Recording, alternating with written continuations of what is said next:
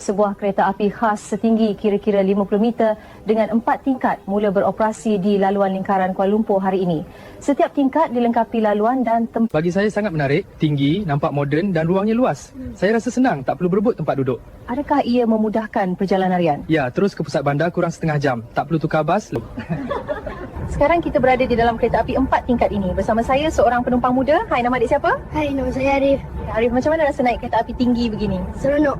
Itulah pengalaman penumpang di dalam kereta api 4 tingkat pertama di negara kita. Sungguh meriah dan selesa. Saya Amani Mokhtar melaporkan untuk Berita NSTP. Jumpa lagi dalam laporan seterusnya. Bye-bye.